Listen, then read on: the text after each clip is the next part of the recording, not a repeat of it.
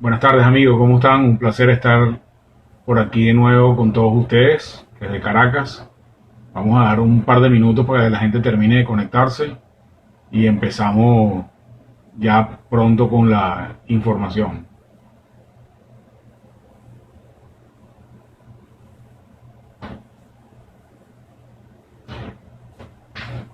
Buenas tardes a todos. Saludos, avisen, escríbanme dónde están porque hay gente que no está en Venezuela y obviamente el contexto es un poquito diferente. Y me gustaría saber en qué sitio cada uno está, sobre todo a los que no conozco por su nombre de Instagram, algunos sí, pero otros todavía no. Ok, la gente de Yaracuy, Caracas. Hola Hilda, ¿cómo estás? Saludos. Boston, Maryland. Ok, estamos. La Bollera, Caracas. Buenas tardes.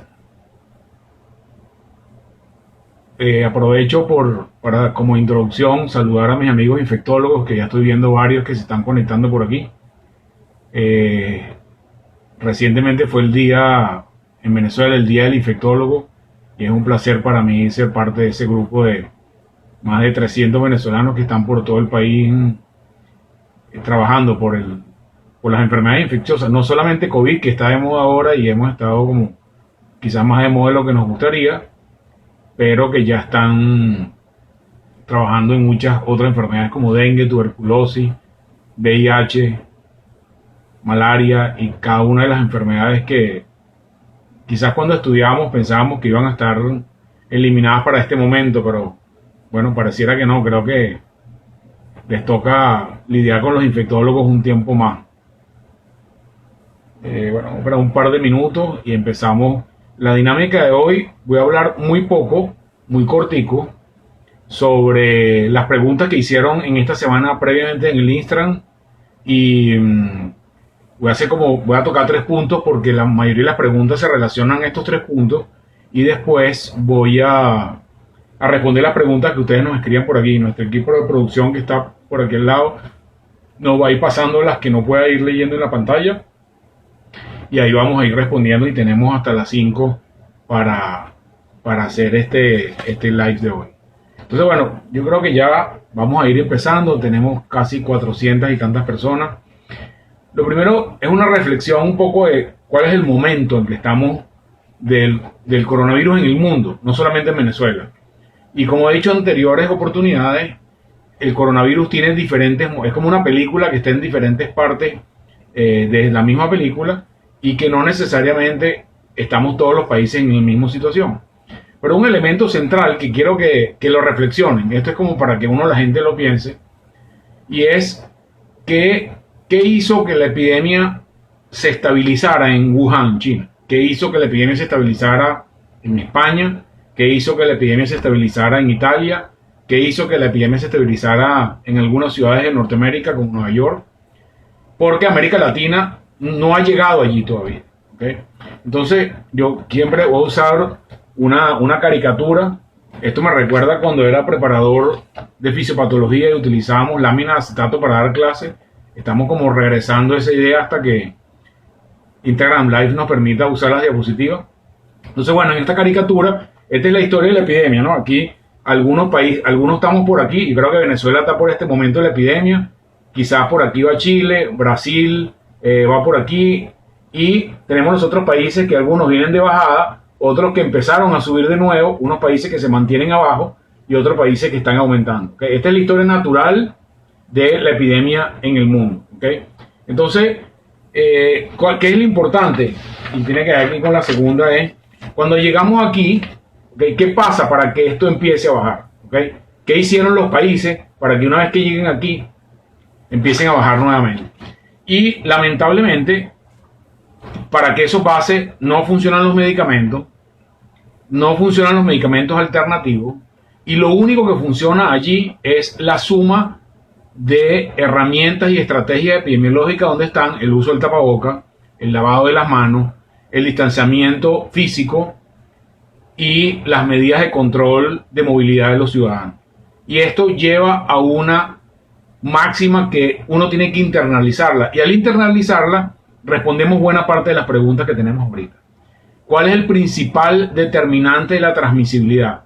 ¿Okay? El principal determinante de la transmisibilidad es el contacto persona a persona. Entonces, si me preguntan si es bueno que abran los gimnasios o las iglesias, inclusive, entonces, donde hay personas, hay transmisión. Donde no hay personas, no hay transmisión. Entonces, liguen transmisión a número de personas. Eso es el elemento central en este momento. Y la única forma de convertir los países que no hemos llegado allí a este punto a bajar es que todas las medidas posibles que tengamos, distanciamiento, lavado de manos, cuarentena, limitación de la movilidad, hacen que empiece a disminuir el índice de transmisibilidad cuando los usamos todos al mismo tiempo intensamente y empieza a bajar la epidemia por razones que hemos explicado en otro momento que tienen que ver con el índice de transmisibilidad. Entonces, esto tiene una primera moraleja, que es que los que no hemos llegado allí necesitamos más medidas de las que estamos haciendo ahorita. La epidemia sola no se va a controlar. O sea, no es que el virus, él solo se fastidia de atacar a los maracuchos o atacar a los caraqueños o atacar a los limeños o a los quiteños y el virus se va y se mueve por otra parte porque se fastidió. No, eso no va a pasar. El virus sigue indefectiblemente su camino de transmisibilidad y lo que hagamos los humanos es lo único que va a controlar que ese virus deje de controlarse. Y en este control de los humanos tenemos que diferenciar dos grandes tipos de medidas. Las medidas que hacemos los ciudadanos, que es lo que yo hago, esto, el tapaboca, ¿ok? O es la máscara, ¿ok? Que son medidas de protección personal, lavarme las manos, y las medidas que hacen los gobiernos, que hacen los estados. La limitación de la circulación, la declaración de cuarentena, la instalación de toque de queda, etcétera, etcétera, etcétera, que cada una tiene sus diferentes variantes. La suma de estas cosas es lo que hace que controle el virus. Y yo lo veo, de alguna manera, como un poco como usamos los antibióticos. Y esto me recuerda a la tuberculosis. La tuberculosis, el tratamiento son 6 meses, por una razón fundamental. Tú necesitas 4 antibióticos para la tuberculosis durante muchos meses para hacer que las bacterias ya no se repliquen. Para hacer que este virus no se replique, necesitamos varias estrategias al mismo tiempo. Entonces, una sola no funciona, ya lo hemos demostrado. Y el hecho de que hoy en día haya 14 estados de los Estados Unidos con un repunte y con una curva más alta que la que tenían originalmente en este momento, por ejemplo Florida o Arizona, nos quiere decir que en lo que limitamos las medidas de confinamiento o las medidas de control social, la epidemia sin duda va a volver a aparecer. Entonces, bueno, esto de alguna manera da las bases de que, ¿qué nos dice eso? Que el escenario más probable es este escenario, ¿ok? Que tengamos una epidemia o un pico y en los próximos meses eventualmente tengamos algunos otros picos o algunos otros brotes posteriormente a la flexibilización de las medidas y de alguna manera vamos a tener que vivir con eso. Entonces, ya se acaban las caricaturas y quiero hablar sobre algunos conceptos genéricos de la enfermedad, recalcar lo que tienen que ver con las preguntas que me hicieron previamente. Acuérdense, transmisibilidad es igual a contacto con personas. Si yo agarro, y la gente que venezolanos saben lo que les estoy diciendo, agarro mi carro y me voy para la Gran Sabana y no tengo contacto con nadie, durante un año no me voy a contagiar, no hay forma que me contagie. O me monto en un barco y tengo suficiente comida para andar un año por el mar y no tener contacto con nadie, bueno, no me va a contagiar. Pero eso en la realidad para la gran mayoría de los humanos no es posible en este momento. Entonces, eso nos trae al tema de este tema de la nueva normalidad, que uno se pregunta de cuándo, cómo, y lo primero que tengo que decir es que es imposible pensar en una nueva normalidad o cómo es ella cuando en Venezuela estamos aumentando los casos semana a semana. Y así pasa en casi toda América Latina. Entonces, los países que ya lograron ir en la fase de descenso de la epidemia, liberaron las medidas y algunos de ellos, no todos, pero algunos de ellos ya están aumentando el número de casos progresivamente.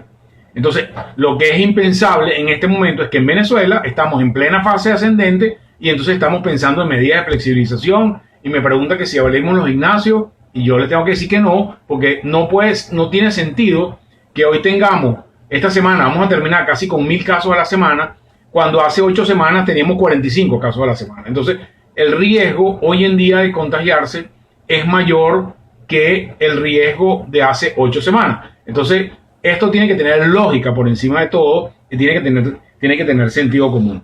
Buena parte de las preguntas tienen que ver con esto de los mecanismos de transmisión y voy a insistir en algo que lo he repetido un poco hasta la saciedad y tiene que ver con lo siguiente. Mi zona de riesgo de transmisión es esta, ¿ok? Nariz, boca, manos y ojos por la conjuntiva ocular. Por la cabeza no entra el virus, por los pies no entra el virus, por los codos no entra el virus, ¿ok? Entra por esta zona. Si yo centralizo mi riesgo a esto, voy a disminuir 99.9 el riesgo de infección. Y eso es lo más importante que tenemos. Por eso, lavarse los zapatos con cloro, con ácido muriático, con lo que usted quiera, no tiene sentido. Porque la transmisión es 99.9 veces relacionado con la transmisión persona a persona. ¿Y por qué digo eso? A pesar de que hayan experimentos que digan que puede vivir en objetos inanimados, porque la epidemiología, que etimológicamente significa por encima de la gente, tiene que tener sentido común. Si nosotros tuviéramos transmisión por fomite, por lo que una persona estornude en el metro y se queda el virus en un pasamano y las personas que pasan por ahí se infectan, tuviéramos no 9 millones de personas que tenemos infectadas en el mundo, tuviéramos 200 millones de infectados en este momento. Por lo tanto, eso no tiene lógica epidemiológica. Puede ser que en un laboratorio detectaron que eso pase, pero eso no puede mandar nuestras medidas de control diario y mucho menos distraernos de las medidas centrales de control, que son las que le digo, voy a repetir esto a la saciedad: lavarse las manos, el distanciamiento y la utilización de máscara, que son las 3 M que vamos a hablar un poquito más adelante. Entonces, mucha gente me preguntaba, relacionado con el mecanismo de transmisión, si face shield y tapabocas eran equivalentes. Pues depende para qué. Para la gente común, que no tiene que ver pacientes, que no está en el ambiente hospitalario, usar el face shield o la máscara, bueno, mascarilla, tapaboca, es equivalente, ¿ok? Yo creo que es mucho más cómodo, porque lo he usado, el face shield que el tapaboca cuando voy en el carro, cuando tengo que hablar con un policía, cuando voy al automercado. Bueno, me echan broma porque yo nunca voy al automercado, pero es mucho más cómoda. Y es muchísimo más cómoda para las personas mayores y es muchísimo más cómoda para los niños. Entonces, los niños menores de 12 años, que son un poco más difíciles de controlar, creo que el face shield es equivalente a utilizar el tapaboca en el ambiente comunitario. En el ambiente hospitalario es otra historia y eso lo hablamos cuando hablamos con los médicos, y ya yo les hablaba a los médicos de cómo es el protocolo de uso del face shield, la mascarilla en el ambiente. Tenemos que pensar en esta medida de protección como un antibiótico. Entonces, si yo estoy tomando un antibiótico, ¿ok? No puedo parar el antibiótico al día 3 si tengo que tomármelo 7 días. No puedo tomármelo una vez al día si el antibiótico es 3 veces al día. Entonces tengo que lavarme las manos las veces que tengo que lavármelas. Tengo que utilizar el protección de cara, el face shield o la mascarilla cada vez que voy a salir de mi casa, porque esto es equivalente a un antibiótico. La única herramienta que tenemos para controlar el virus es la protección que hagamos nosotros o el tipo de protección que utilicemos a través de las medidas comunitarias. El distanciamiento, creo que tener un nivel de seguridad que esté más allá de 1 metro, idealmente 2, pero en algunos ambientes de trabajo quizás no es tan fácil, pero ya está claro, ya hay métodos que miden el riesgo y a partir de 1 metro el riesgo baja sustancialmente.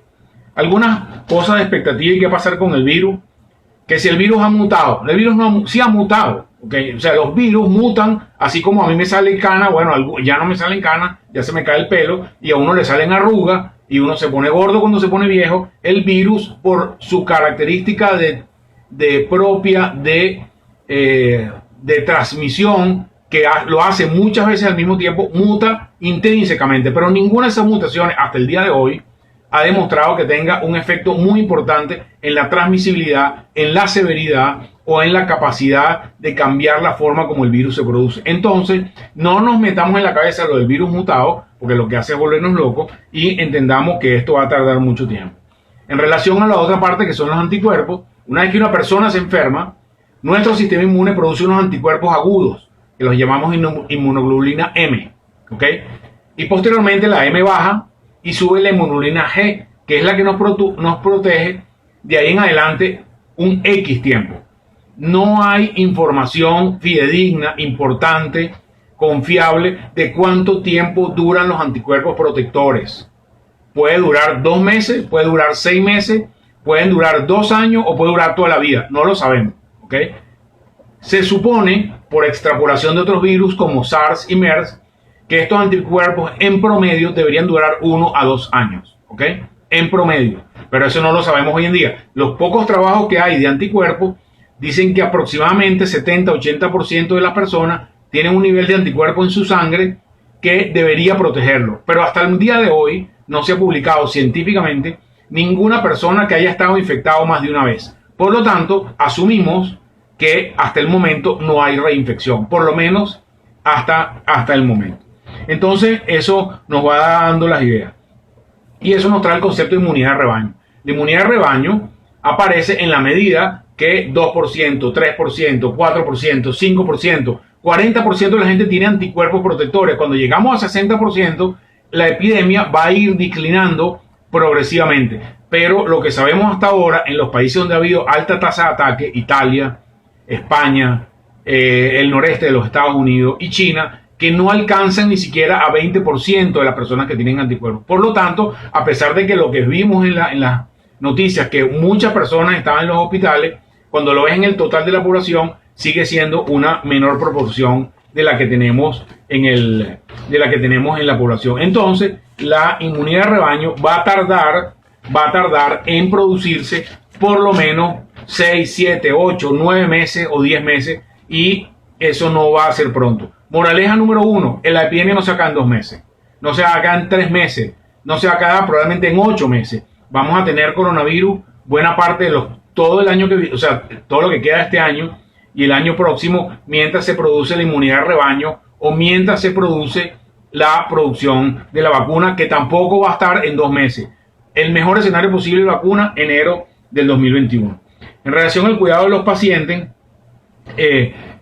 muchas preguntas de los pacientes asintomáticos. Bueno, el que es asintomático nadie sabe que tiene virus. Ese es el gran problema de este virus. Entonces, ¿qué prueba le hacemos al asintomático? Bueno, no hay forma de saber que un asintomático tiene virus.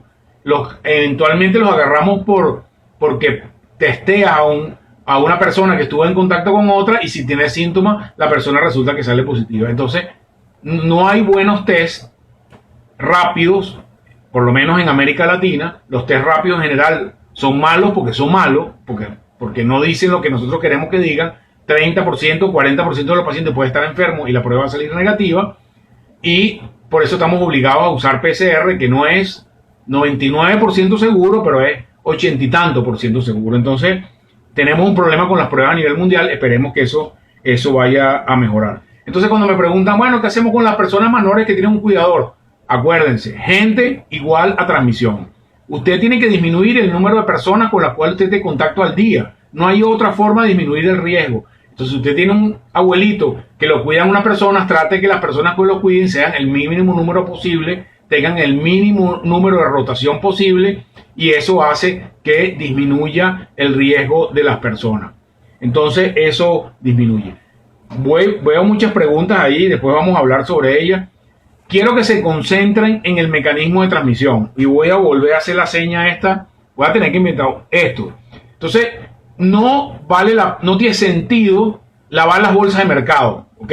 Los cauchos del carro, echarle cloro con una manguera. En estos días por mi casa pasó el rinoceronte que nos atacaba en la protesta, echando un chorro de agua. Eso no sirve para nada, ¿ok? El mecanismo de transmisión es persona a persona, y es donde tenemos que concentrarnos. No le hagan más caso al resto de las cosas que están alrededor. También me preguntan mucho sobre el tema de los grupos sanguíneos. Y bueno, Es verdad que las personas que son grupo O pareciera tener un menor riesgo de enfermarse de enfermedad severa, pero lamentablemente no nos podemos cambiar el grupo sanguíneo, no podemos cambiar la nacionalidad, no podemos cambiar el color de pelo. La mayoría de la gente no se puede cambiar de equipo si eres el Magallanes o el Caracas, pero el grupo sanguíneo no nos lo podemos cambiar. Entonces, insistir sobre un tema que no nos podemos cambiar no tiene mucho sentido. Lo que sí podemos cambiar es nuestra forma de enfrentar el virus. Si utilizamos la mascarilla, si nos lavamos la mano y si tenemos contacto con menos gente. Protocolo de tratamiento. Nada sirve. Nada. ¿Ok? Vamos a estar claros. Ningún medicamento previene que tú te infectes. Absolutamente ninguno. Hasta ahora. Eso es lo que dice la ciencia. Y casi ningún medicamento previene que tú teniendo una enfermedad severa te vayas a morir. Es verdad que la dexametasona, que es una droga más vieja que el hambre, existía antes que yo estudiara medicina, imagínense lo viejo que es eso, la usamos en infecciones respiratorias severas, en pacientes con distrés respiratorio y ciertamente mejora en algo la mortalidad, pero no es el santo grial para resolver la pandemia. Y cuando usted ve un titular, se descubrió una droga dexametasona que va a cambiar la historia del mundo, no es verdad, porque hemos usado dexametasona desde hace muchísimos meses, inclusive en otros países, y eso sí es verdad que mejora en algo los pacientes muy gravemente enfermos, pero no es la forma de solución de la epidemia. Ya les expliqué cuáles son las formas de la epidemia, de las formas que sirven. Entonces, ningún medicamento, ni ninguna medicina alternativa, ni rayos ultravioleta, ni agua con flores de Bach sirve para controlar la epidemia. Ninguna sirve. Lo que sirve son las medidas físicas y tenemos que concentrarnos en eso. De lo contrario, cada vez vemos más cosas. Parece mentira. Yo pensaba que a esta altura cada vez iba a haber menos comentarios de estos que van alrededor de estos temas periféricos y nos concentráramos en los que es realmente importante, pero más bien pareciera ser que aumentan el número de cosas de los fake news que tenemos en el camino. Me preguntan mucho el tema de las clases y las actividades comunitarias. Bueno, yo creo que la discusión sobre el tema de una nueva realidad dentro de los cuales están las clases, en una situación de América Latina donde los casos están subiendo, es absolutamente extemporánea. ¿Okay? No tenemos ni idea cómo vamos a estar de aquí a agosto. ¿Okay? Y si de aquí a agosto estamos subiendo, la discusión sigue siendo extemporánea. Estoy hablando de la presencia física de los alumnos en los salones. No necesariamente tiene que ver con el año escolar. No veo lógico que pensemos en que todos los niños en salones de 40 niños con varios profesores o con un solo profesor que tienen que agarrar el metro, la mayoría de ellos en Venezuela, o agarrar un carrito por puesto, o que su papá los acompañe, estemos en una situación normal de clase en septiembre de este año. No me parece lógica, ¿ok? Y menos en América Latina. A lo mejor en Düsseldorf, que está la epidemia bastante controlada, tiene sentido, pero en Venezuela y en América Latina creo que no. Tenemos que tener epidemia en franco descenso para poder decidir las actividades que concentran gente. Acuérdense, transmisión, número de personas puedan empezar. Y lo mismo tiene que ver con las demás cosas. Usted no podemos pensar que las ligas de béisbol en Venezuela va a empezar en octubre y vamos a poder estar en el universitario a ver Caracas Magallanes, porque eso no tiene sentido. ¿Okay? No podemos estar gente junta, números importantes de gente antes que todo. Yo creo en relación al tema de educación, que es importantísimo el tema de educación, que los niños se mantengan con la escolaridad, que deben hacerse ejercicio, y estamos trabajando algunos grupos por eso, de cuál es la forma segura de tener actividad académica. Bueno, ahí hay que pensar fuera de la caja, pensar en América Latina cómo se come eso, porque en América Latina el internet es terrible, en particular en Venezuela, los niños no tienen tablet, no tienen computadora, no hay conectividad, etcétera, etcétera, etcétera. Entonces, de alguna manera, yo creo que eso es a lo que estamos apuntando. Y en relación a lo mismo, que ya lo comenté, a los gimnasios y algunas otras cosas, bueno, es un poco la misma consideración. Hoy en día me parece un poco descabellado que estemos yendo para los gimnasios en Venezuela cuando la epidemia está subiendo.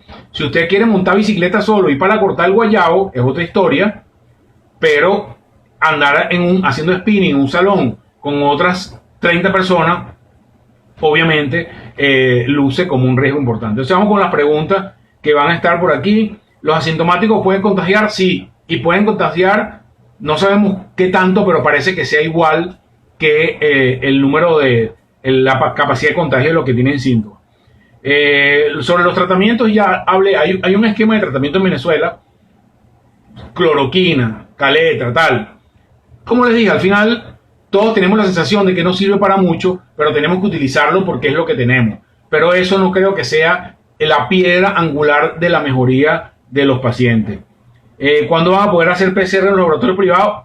Estamos presionando por vías de una cosa que yo llamaría la diplomacia de la salud. Señores, yo no le puedo agarrar y torcerle el pescuezo al doctor Alvarado o salir a hacer una huelga de hambre para que mejoremos la capacidad diagnóstica. Hemos dicho desde el día 1 hemos dicho que tenemos que mejorar nuestra capacidad diagnóstica en el USAID, que es parte de la estrategia de flexibilización. Pero hasta ahora no ha sido posible que hayan más laboratorios. Estamos presionando fuertemente para que haya más laboratorios públicos y privados en toda Venezuela para reducir los cuellos de botella, pero yo no está en mi capacidad operativa eso. Presionamos de la forma que nosotros podemos presionar.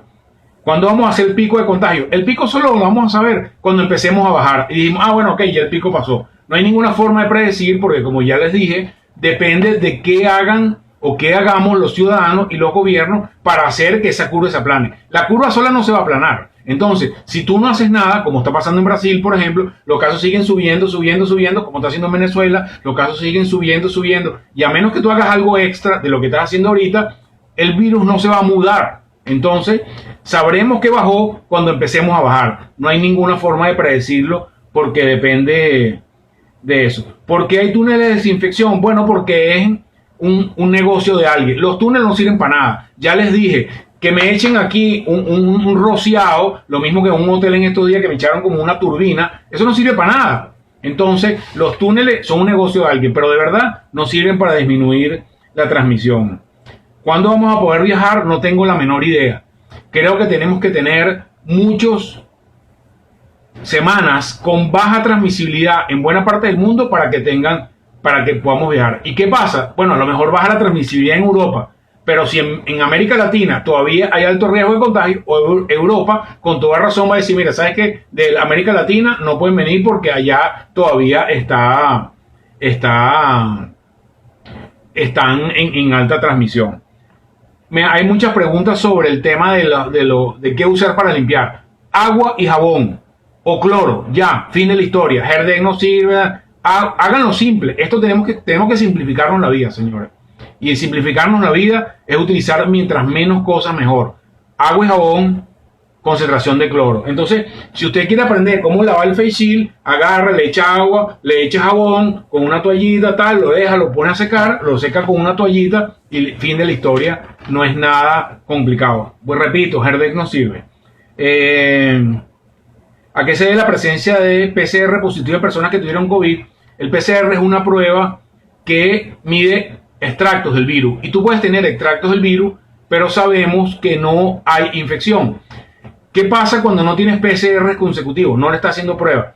En muchas partes del mundo, el regreso al trabajo o el regreso a las actividades habituales lo hacemos en base al tiempo. Nadie transmite enfermedad más allá de 15, 18, 20 días. Entonces, hay unas altas clínicas. Cuando damos de alta la clínica del hospital a la gente, cuando la gente mejoró su condición clínica y ya no tiene insuficiencia respiratoria. Eso se llama el alta clínica. Después viene la alta epidemiológica. Después tú te cumplió todo ese tiempo de confinamiento o de aislamiento o de cuarentena, usted ya no tiene virus, no puede replicar. Entonces puede volver a sus actividades y eso depende. No es lo mismo que usted sea neurocirujano que usted trabaje que sea ingeniero de computación. El riesgo para la gente es diferente. Entonces a un neurocirujano o a un médico como yo, a lo mejor está más tiempo en cuarentena que una persona que no tiene contacto con mucha gente, pero el tiempo puede ser criterio suficiente para decir cuándo estás de alta en el asunto. Muchas preguntas sobre muchos medicamentos. Señores, se van a volver locos, ¿ok?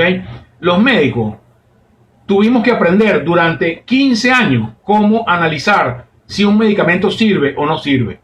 Y que ustedes vean en CNN que sirve, que vean en el Washington Post que sirve, o que vean en la patilla que sirve, no quiere decir que sirve. Entonces, el estatus del mundo de hoy, ningún tratamiento es mejor que otro. Entonces, no es cómodo para nosotros que nos sigan preguntando que si funciona el ivermectina, que si funciona el fulano de tal, que si fulano no sé qué, que si la doctora del Salvador que tiene un método famoso. Eso no sirve nada. Hasta ahora, nada prueba que sirve y no tiene sentido. ¿Va a llegar al Remdesivir a Venezuela? No lo sé. Estamos pidiendo en este tema del acuerdo, pero la cola es larga en el mundo entero para tener Remdesivir. ¿Es necesario el tapaboca dentro de la casa? En general no, porque tu núcleo de contacto dentro de la casa es muy chiquitico. Siempre, bueno, si vives con 30 personas, sí, pero si tú vives con 2 o 3 personas, que es el promedio de una casa en Venezuela, no, y esas personas no están en contacto con otra o con mucha gente, bueno, no tiene sentido que uses el tapaboca en tu casa. Alcohol funciona para lavarse las manos, mayor al 70%, sí funciona. Los geles son alcohol, pero que lo hacen más manejable para las manos y para la gente. Los geles están hechos en base a alcohol y si tienen más del 60% funcionan. La transmisión por fomite, ya lo expliqué. La transmisión por fomite es la transmisión en objetos inanimados. Hasta ahora no hay evidencia de que la transmisión por fomite sea un gran problema. Concentrémonos aquí y en las manos y en la transmisión persona a persona.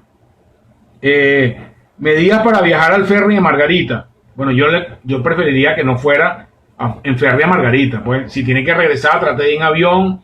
Pero acuérdense, gente es igual a riesgo de contagio. Mientras usted tenga contacto con personas, ahí aumenta su riesgo. Haga un ejercicio y cuente con cuántas personas usted se saluda al día. Haga ese ejercicio. Y si son 20, trate que el día siguiente sean 10. Y al día siguiente sean 5. Y así usted va a disminuir la protección del riesgo. Ojo, gracias a los panas que están por ahí dando consejos, que los he visto, todos son buenos. No nos protege la BCG, no nos va a proteger el calor, no nos va a proteger el frío, no nos va a proteger la lluvia, y a pesar de que somos devotos de José Gregorio Hernández, el virus se va a transmitir de la misma forma aquí que en el resto de los países del mundo. Entonces, lo único que nos queda es protegernos nosotros mismos. Los síntomas, básicamente, esto es un cuadro viral, gripal, malestar, dolor muscular, pero no puedes tener nada. Puede ser que no tengas absolutamente ningún síntoma, igual que tengas, puedes estar transmitiendo la enfermedad. Me preguntan mucho que si los tapabocas de tela funcionan. Sí funcionan para la comunidad. Y esto me trae un concepto importante. La comunidad, todos deberíamos cargar formas de protección en la calle, ¿ok? Tapaboca de tela, mascarilla quirúrgica, face shield, lo que sea. Pero al menos una. ¿Qué pasa? El tapaboca funciona para proteger al que emite. En mi Twitter puse hoy un gráfico que está por ahí muy bonito, medio repetido, de qué pasa con la dinámica de fluidos alrededor de cuando uso tapaboca y cuando no lo uso. Esto, bien, tenemos que pensar en el tapaboca de nuevo como un antibiótico. Y tenemos que usarlo el tiempo necesario, las veces que sea necesario. Pero el tapaboca solo, si no usamos todas las demás cosas, tiene una capacidad de disminuir la transmisibilidad en un 30 a 35%. Pero para que eso pase, el 95% de las personas tenemos que utilizar el tapaboca. Si el 70% de la gente usa tapaboca, ya la efectividad del 30% baja al 15%. No es lineal la relación entre el uso del tapaboca y la protección que produce. Entonces, tenemos que todos usar tapaboca para que protejamos no solamente al que emite, sino al que recibe. Cuando todos usamos tapaboca, protegemos no solamente al que está emitiendo, sino al que eventualmente está emitiendo. Entonces, face shield para los niños, ya lo dije, creo que es una buena opción. Creo que es mucho más cómodo de tolerar. Los que usamos tapabocas sabemos que no es cómodo ni es agradable, y a mí se me hace bastante más cómodo. Tomar la temperatura en la entrada de los locales tiene sentido. La verdad no, ¿ok?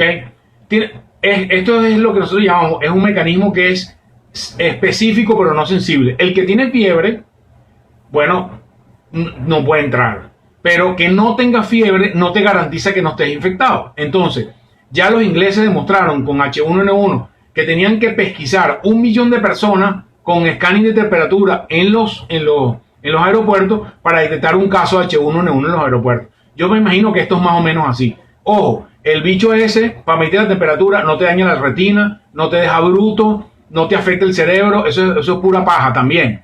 Pero es una herramienta que utilizan y, bueno, yo creo que una persona con fiebre no va a ir a Traqui a comprar cosas, ¿ok? Pero en todo caso, bueno, hay fiebrugos de esto de ir para Traqui, y en mi casa en particular. Pero espero que no vayan con fiebre. Estas teorías de conspirativas que hay en el mundo, en general, son terribles porque nos hacen desviar del foco, ¿ok? Esto es un virus, la evidencia científica que tenemos en el mundo hace pensar que el humano es un huésped casual, azaroso en este tema. De ahí en adelante hay muchas otras teorías conspirativas, pero al final creo que no nos hacen bien para la psiquis. Es importante juntarnos en esto. ¿Cuánto nos queda? 20 minutos. Bueno, tenemos el tiempito. Ok. Transmisión sexual o por transfusión. Por transfusión no, seguro. Ok. La sangre no transmite. Y esto me recuerda cuando estábamos estudiando medicina, que empezó el VIH. Los que son contemporáneos conmigo se acordarán. Había un mito urbano que había una gente en Caracas que tenían una inyectadora en el metro, iban inyectando a la gente, entonces la gente se contagiaba de VIH en el metro cuando alguien te pullaba en Sabana Grande. Era como un mito que existía en los años 80. Posteriormente cuando entendimos la forma de transmisión con VIH, que abrazar a una persona con VIH o vivir con ella no transmite la enfermedad. ¿Ok? Entonces, hoy en día esto es como lo mismo, se está repitiendo esto mismo. Si nosotros entendemos cómo se transmite esta enfermedad, bueno, de alguna manera limitamos nuestro riesgo. Entonces, el COVID no se transmite por picadura de mosquito, no se transmite por transmisión sanguínea, no se transmite por puyazo, no lo transmiten los rayos ultravioleta, se transmite por contacto directo persona a persona y tampoco se transmite por transmisión sexual hasta donde sepamos. Imagínense que otras formas, el número de casos que ha habido en el mundo, de alguna manera refrenda las formas de transmisión. Y a pesar de que eventualmente pueden aparecer formas de transmisión que quizás no teníamos en el radar, no creo que en este momento sean particularmente importantes, al menos desde el punto de vista numérico. Debo usar tapaboca para hacer ejercicio al aire libre. Si usted va solo, contacto con gente, transmisión. Si usted va solo en el Ávila y está por allá por no te apure, pues no tiene que usar tapaboca. Usted ni le va a transmitir eso a alguien, ni nadie se lo va a transmitir a usted. Pero si usted se encuentra unos panas ahí en Sabanieve o en los próceres o en el parque abajo de su casa y empieza a hablar con ellos después de hacer ejercicio, por supuesto que usted va a empezar a tener contacto de riesgo. Entonces tiene que ponerse el tapaboca para evitar el contagio. Si pareciera haber ya una lógica o alguna idea de qué tipo de actividades al aire libre son más propensas a ser más transmisibles que otras, por ejemplo. Entonces, por ejemplo, ciclista, el ciclismo y los corredores, que el hecho de la actividad física intensa puede transmitirlo a más distancia. Estas personas o usan tapaboca o tienen que no estar cerca, ¿ok? Normalmente en Venezuela, inclusive por razones de seguridad, pero en general los ciclistas en el mundo van juntos uno con otro y a veces van bastante cercanos. Mi recomendación es que utilicen tapaboca porque están muy cerca de uno de otro y la exhalación por el efecto del ejercicio puede producir. Hay algunas, en estos días vi una noticia de que ya algunas marcas de ropa deportiva están produciendo tapabocas deportivos, pero bueno, cuestan $50, el que oí en ese programa de radio, pero de alguna manera sí, cuando hay varias personas haciendo ejercicio al aire libre, sí deberíamos protegernos. ¿Vale la pena vacunarse de Neumovax o no tiene nada que ver? En realidad, ni la vacuna de Neumovax ni la vacuna de gripe, que es la vacuna de influenza, tienen protección específica contra el coronavirus, pero somos patrocinadores de la vacunación siempre, en todo momento. No podemos dejar perder ninguna oportunidad de vacunarnos. Si yo voy a un sitio y llego a un centro de vacunación y no me he vacunado de algo, vacúnense. En particular, pacientes mayores de 65 años, los niños por supuesto, pero los mayores de 65 tienen que tener su esquema de vacunación completo que incluye neumococo en sus varias versiones y lo mismo que influenza que pueden utilizar. Mis amigos golfistas y tenistas, tenis tiene menos riesgo que golf. Ojo, pareciera que el riesgo de estos deportes es bajo, pero creo que en Venezuela y en América Latina no está bien que uno se vaya a jugar golf y a jugar tenis entendiendo el riesgo de transmisión que hay. Entonces, no creo que sea momento de abrir los clubes, la verdad se los digo. Y si los que me conocen saben lo que me gusta a mí los ejercicios al aire libre y lamentablemente en este momento no podemos. Entonces, bueno, a mí no me queda otro camino que hacer ejercicio en mi casa, subir por la escalera del edificio y no encontrarme a ningún vecino. Igual voy con el tapaboca puesto y lo hago más a las 5 de la mañana, pero sí es importante tener el concepto del conocimiento del entorno, ¿ok? No es lo mismo hoy en día vivir en Nueva Zelanda y usted sea un tipo que está entrenando para las Olimpiadas en canoa, ¿ok? O en remo, y que usted viva en El Silencio, en Caracas. Son riesgos completamente diferentes. O que viva en Maracaibo en este momento. Si en su entorno hay transmisión, ¿ok? Si el entorno hay transmisión, bueno, usted guárdese, ¿ok? Si en su entorno no hay transmisión, bueno, usted puede tener mayor o menor flexibilidad. Entonces, yo lo que quiero que ustedes entiendan las claves general, porque veo muchísimas preguntas. La clave general, que acuérdense, gente es igual a transmisión. Ese es un elemento básico que tenemos que entender. Entonces, las actividades que tengan más gente tienen más riesgo. Y el entorno va a decir mucho. En Venezuela, la situación está candente en el occidente del país en este momento. Maracaibo, en el Hospital Universitario de Maracaibo, la información que nosotros manejamos de nuestra red de información es que hay más de 100 pacientes hospitalizados en el hospital universitario. No todos están severos. Severos hay 6 o 7 que están en la unidad de terapia intensiva, pero ya empieza a ver que las otras unidades de terapia intensiva de los otros hospitales de Maracaibo empiezan a llenarse también, ¿ok? Entonces, la tasa, que es el número de crecimiento de casos nuevos en Maracaibo, es particularmente importante, pero no podemos dejar de lado que en Apure hay 800 casos y en Zulia hay 650 nada más. Y Apure tiene quizás la 10ª parte de la población que tiene Zulia. Entonces, eso nos da idea del contexto en el que estamos. En este momento, obviamente, el cinturón fronterizo occidental que llega hasta Amazonas es donde hay mayor número de casos en la población, pero hoy en día hay foco en Brasil también. Pero este virus, una vez que el virus está transmitiéndose en la población y hay virus en todos los estados, solamente el escenario más probable es que aumente la transmisión, a menos que uno haga algo para controlar el virus. Y hacer algo para controlar el virus significa salir menos de casa, usar los equipos de protección, lavarse las manos y hacer lo que nos toca hacer todo el tiempo. ¿Qué esperar del virus en los inmunosuprimidos? Bueno, lamentablemente los inmunosuprimidos tienen mayor riesgo que el resto de la gente. Todas las personas que tienen alguna otra enfermedad, cualquiera que ella sea, tienen un poco más de riesgo.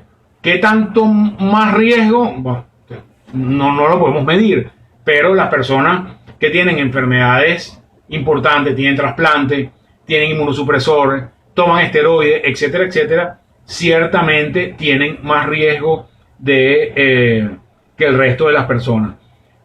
Una de las cosas que es probable que aquí no haya mucha gente teenagers, ¿ok? Porque bueno, mis amigos básicamente mis hijos dirían boomers y no son millennials. Pero es importantísimo tratar de explicarle a la gente joven que ir por una parrilla con los panas no es buena idea en este momento. ¿Por qué? Porque bueno, y ya lo estamos viendo, bueno, algunos de ellos terminan saliendo positivos. Entonces empieza la búsqueda y te vas a encontrar, y es lo que vemos todos los días, empieza a ver que la gente está teniendo más contacto del que debe. ¿Ok? Entonces, esas actividades con mucha gente, lamentablemente, no ayudan.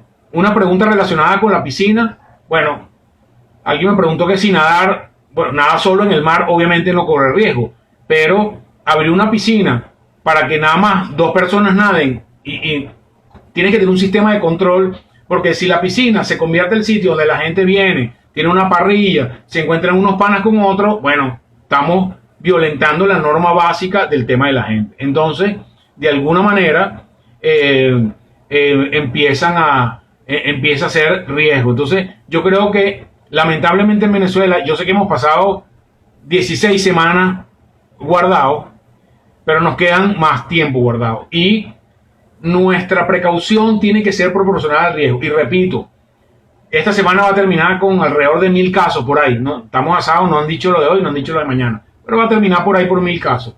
Y en marzo teníamos 45 casos a la semana. Miren los números. Más allá de que me gusten o no me gusten los números oficiales, que he hecho críticas claras a el tema de los números por diferentes razones, está reflejando un tema grande, que es que la transmisión está aumentando de alguna manera importante. Entonces, sobre algunos temas específicos que tienen que ver con el tratamiento, la verdad, no sabemos, hasta ahora no tenemos una política internacional en relación a los medicamentos. Ha habido información sobre la cloroquina que va, cloroquina que viene, acitromicina que va, acitromicina que viene, caletra que va, caletra que viene. Esa es una discusión que tenemos que tener en el ámbito médico y en el ámbito de la información médica, y no puede ser de la discusión del ámbito, porque la gente lamentablemente no tiene la capacidad de analizar eso. Por el momento tenemos que seguir utilizando en Venezuela, por razones que tienen que ver con aspectos legislativos. O sea, yo, aunque me guste o no me guste, si hay una norma, yo tengo que acatarla y se lo digo a los pacientes. Mire, señor, es probable que estos medicamentos no le funcionen para mucho. No creo que le vayan a hacer daño, pero no creo que funcionen para mucho. Pero la norma dice que tenemos que hacerlo. Y de alguna manera, tanto por protección para nosotros como por protección para los pacientes, tenemos que usarlo. Hay gente que no entiende esto, pero lamentablemente tenemos un marco regulatorio sobre el cual tenemos que movernos como médicos. Estamos tratando de discutir las normas de tratamiento con quienes hacen las guías nacionales. Que te digo, es la sociedad médica, para tratar de ajustarla a lo que está en el contexto internacional, pero en realidad, en verdad, en general, no tenemos mucha más información de que, con la excepción de Remdesivir, que hay que utilizarlo en la vena, etcétera, etcétera, no tiene, el resto de los medicamentos no tienen mayor. Insisto, sáquense de la cabeza la gente común, los medicamentos, sáquenselo de la cabeza, porque no nos conllevan a nada. Yo sinceramente no creo que vayamos a tener un medicamento que acabe la epidemia en 2 semanas. Eso no va a pasar. Eso pasa en Netflix, pero no pasa en la vida real. En la vida real, lo único que nos queda es distanciamiento, las 3M, que ya ustedes espero que sepan hasta el cansancio. ¿Qué hacer si uno tiene síntomas? Y aquí voy a hablar una regla, nos quedan 5 minutos. Una regla que hemos utilizado para otras enfermedades como dengue, por ejemplo, cuando teníamos zika, chikungunya y tal. Mira, un cuadro viral de estas, en Venezuela lo llamamos gripe, en el resto del mundo no se llama gripe, pero en Venezuela lo llamamos gripe, un catarro común, que es el nombre técnico de eso, debe durar 2 días.